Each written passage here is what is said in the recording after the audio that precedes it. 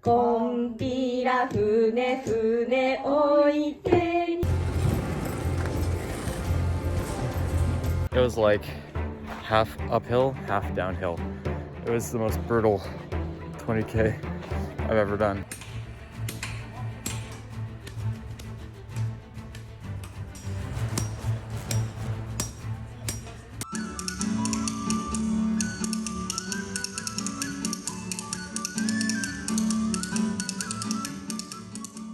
I joined my students for what they thought would be an ordinary, everyday picnic.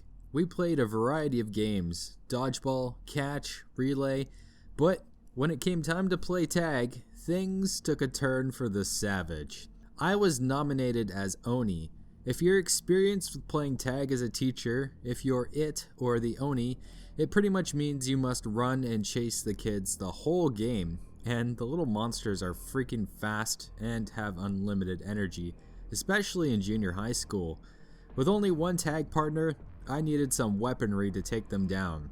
Like James Bond gearing up for a mission, I grabbed some fluorescent pool noodle swords, my trusty volleyball, and roared, signaling I was on the attack. I embodied the spirit of a demon, roaring and throwing my volleyball boulder at fleeing, shrieking student victims. It was a super effective weapon. I managed to shoot out one of my student's legs. Like shooting tires out of a car, he crashed, and I pounced on him with the noodles. He didn't stand a chance. Another highlight, my students decided to try using this massive slide in the park to escape me, but nothing escapes the bold Basan. My partner rode down behind them, and I waited at the bottom, bashing each student with one of my pool noodles in victory as they emerged. It was a lot of fun, and I doubt they played tag with someone role-playing an Oni so hard before, or someone using improvised tag weapons. I wasn't rougher than I had to be, but since I only had one Oni partner, I didn't take it easy on them, and I could tell the students really enjoyed it. There were some random people walking their dogs or having lunch in the park. I can only imagine how insane I looked to an outside observer. This foreign man running around beating children with pool noodles and a volleyball, yelling in a foreign language at them.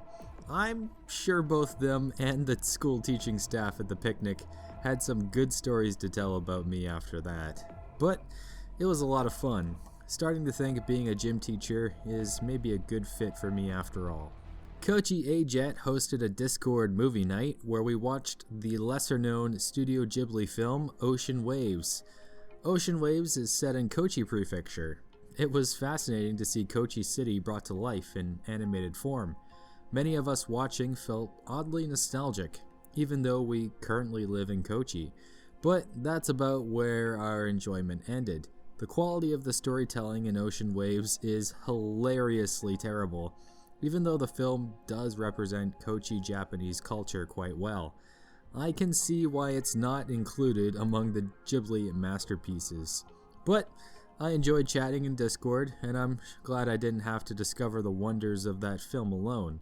I'm still not sure why it's called Ocean Waves. Revenge is mine! On an early Saturday morning, I ran a one-man marathon along the ocean and through Kuroshio to Shimanto City and back again. I planned my route, making pit stops at bathrooms and vending machines to resupply. Working against me was the cold. It was 0 degrees and bitterly windy. Also, I did this run while sick. I had a cough and a runny nose. So whenever I stopped running, I was a slobbering mess. By the time I reached the Shimanto City Joyful, my turnaround point, I was in rough shape. I was freezing and had lost fine motor function in my hands, meaning I couldn't tear open the salt tablets and cough drops I brought with me. It was dire, and checking my Strava and seeing I was already 4 hours in was disheartening. The run back grew increasingly intense. My legs were sore, and the cold sapped my energy. I considered quitting. I was cold, sore, wet, shaking, coughing, and miserable. It wasn't the usual self-talk that kept me going for this run. In this darkest hour, I didn't want to let myself down. I couldn't control that a cold prevented me from running the Rioma Marathon, but right there, in my own individual marathon, I didn't have that excuse any longer. I was committed, and I was in total control. There was only one thing stopping me in that moment, and it was me. And I wasn't going to let myself down. I completed the 42 kilometers and got my revenge. I can think of few things I've done more epic than loading up a car with friends, taking a short journey into the heart of the Kochi Mountains, meeting a Japanese blacksmith, and then forging my own knife.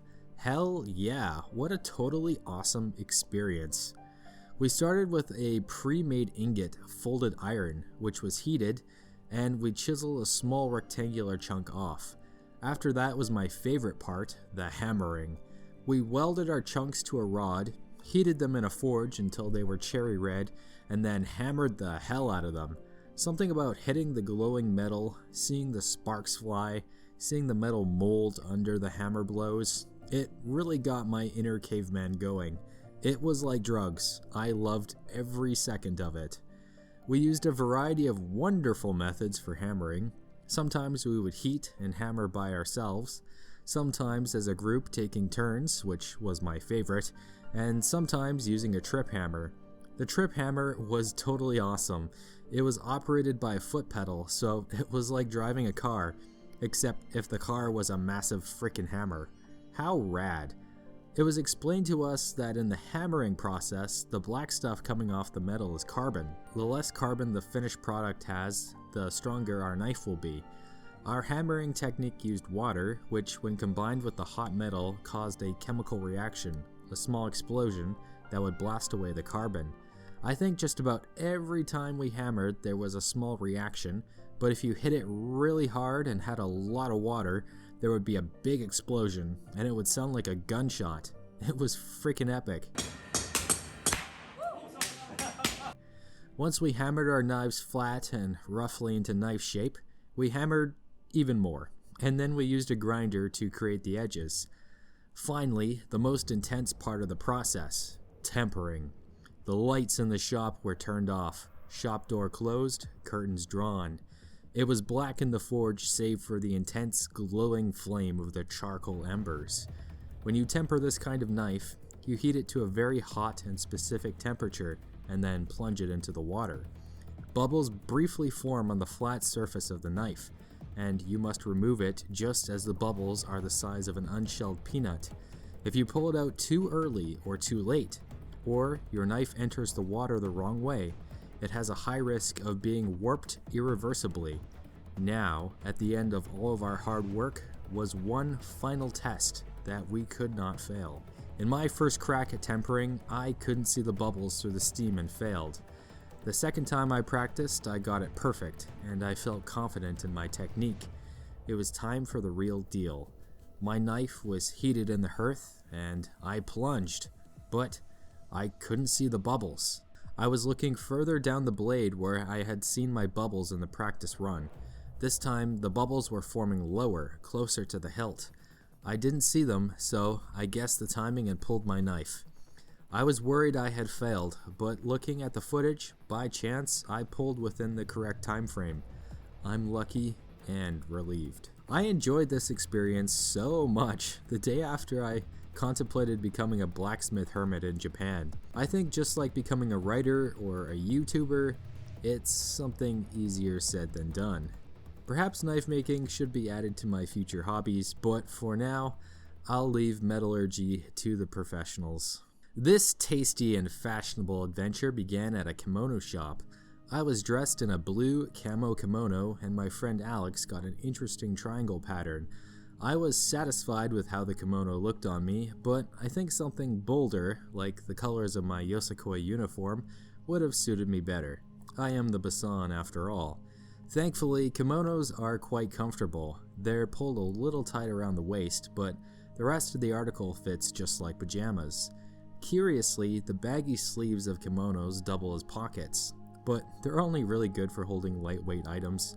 My heavy phone and wallet got their own stylish handbag.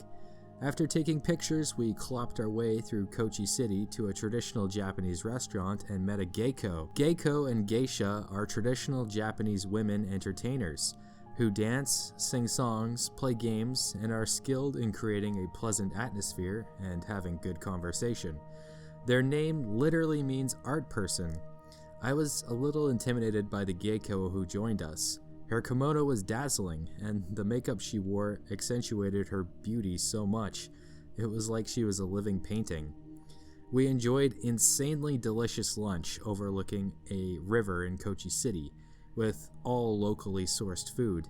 The poor Geiko had to sit there politely and watch us eat. But don't feel too sorry for her. Soon we played drinking games, and she massacred us. コンピラ船船置いてにほっかけてシュラシュッシュシュ回れば四国を三周中の森ゾズさんコンピラ大権現一度回れば権現一度回れば権現 Her reflexes were on point, but if we play again, she's going down. This tourist experience is planned to begin next year in Kochi City. I think it's something unique even to Japanese people and is certainly worth it. If you find yourself in Kochi City, I would recommend this tour. Before I switched back to my normal junior high school in February, I showed my students the Kuroshio Town of Beautiful Hearts video. It was the last time I would teach these students, and I thought hard about what I wanted to do for my last class, and how I would want students to remember me. I wanted to be remembered as a fun teacher who played games, but also as a teacher who cared about the community, the people, and by extension the students. So, for the last class, we watched a short video, and played Jeopardy for the rest of the time. If you haven't watched it yet, Kuroshio, the Town of Beautiful Hearts is my best video on this channel, and probably the one I'm most proud of. It tells the story of Kuroshio Town and its people, and is essentially my love letter to both. I was nervous showing students because I really poured my heart and soul into making that, and I was worried they wouldn't enjoy it, or maybe they wouldn't understand the meaning. After showing them, the Japanese teachers asked the students what they thought. The students said, "You know Kuroshio well. I enjoyed. I felt warm. I feel like you know us. You understand us well." Their feedback was amazing. I felt quite honored. To have integrated enough in the community that I can tell a story of the town and its people and not be ignorant or out of touch, what a relief. The kids are the best critics too. They aren't afraid to trample your feelings if they don't like something. Believe me, I know. But it seems like they approved. So I'm glad I could express my compassion, and with a tender heart I said goodbye. I hope they'll remember me as a fun Canadian man who cared about them. Nobody get too emotional yet. Wipe those tears. I'm still teaching students at my regular junior high until August. The Bold Basan is inspiring because of my personal growth, but also because I talk about my failures, setbacks, and embarrassing things. Instead of sweeping these under the rug, I take ownership of them, joke about them, and make the best of them. It helps not just me, but my viewers too, because we've all experienced big screw-ups. People can relate to my blunders, and if there's a lesson to learn, like checking your oil before a road trip, viewers can learn that lesson without having the disaster associated with the wisdom. So let me tell you about the Ehime ice skating event in March. I ate a big slice of humble pie. I sent out a poster and invited all Shikoku A-Jets to come ice skating. I figured it would be a slam dunk event. The previous times we went ice skating, we had great turnouts. And at the very least, I thought we would have a few people from Ehime. But for whatever reason, only 3 Kochi Jets, including me, showed up. It's not surprising, it's a long drive for us to come out of prefecture, but the most surprising thing is no Ehime Jets attended in their own home turf. If I look at it as a friend's trip, it was fantastic. The 3 of us had a good time skating, chatting, and getting some wicked scrumptious ramen, and exploring Matsuyama. If I look at it as an A-Jet event, it was disappointing, especially considering the turnout of ice skating events in the past. I've thought hard about the lesson I should take away from this. I think sometimes you can have good intentions and do all the right things and still fail. It's hard because the success of events depends in large part on other people. It's not like a marathon where I have almost total control over the outcome. I can persuade, influence, and do my best to lead people, but I can't control them. So I think this failure is an indicator that I should divert my energy to closer jets and friends. I don't think I'm giving up, but this event was a good test to see if organizing something more elaborate with other AJET groups would be appreciated. I don't think it would be, so I'm glad my AJET partner and I didn't invest more time into it. So, of course, I'm not going to let this get me down. I'm going to organize some great classic AJET events for Kochi Jets with my partner. Strawberry picking and hiking Mount Ishizuchi are on the schedule. And we're also going to set up our new Kochi AJET team for future success. Oh, did you think I would run just one marathon in this month's episode? Think again, because I conquered a half marathon in Ehime too, and a damn unholy, ungodly, brutal one at that. The advertising of this marathon promised a run along the beautiful coastline of Iyo Town, past stunning canola fields, sakura trees, and a famous train station that overlooks the sea. The day of the event, there wasn't a cloud in the sky. The air was like baby bear porridge, just right, and I was looking forward to the race. Little did I know it was all a deception.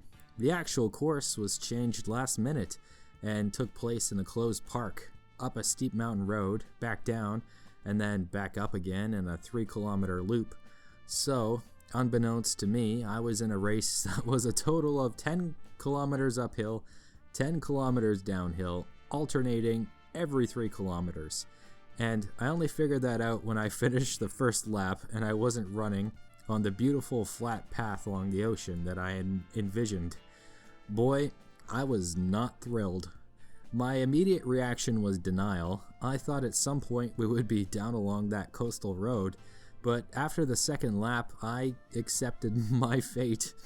I saw the faces of the other runners. Many of them were unhappy and disappointed, and by the second or third lap, many of them were walking and panting.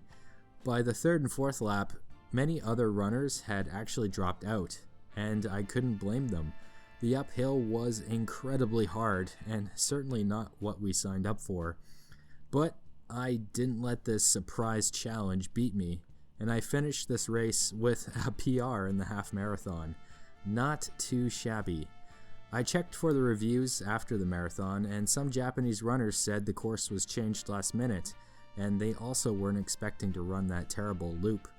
I'm glad it wasn't just my mistake. Well, nice try, Iyo Town. Gonna have to throw more than some lousy hills to get the Basan to quit. That was really brutal. That was really hard. But frickin' did it. After work on an otherwise sleepy Friday, I blasted off to Tano Town to take part in the St. Patrick's Day event, hosted by the CIR of Tano Town. It was a long drive, so my brain was a little bit fried when I got there, but I enjoyed learning a couple Irish dances and listening to a Japanese-Irish band called Grey Goose. What a strange thing, a Canadian man listening to a Japanese band play Irish music. But it was wonderful and a fun event. I'm glad I could participate in some epic cultural exchange.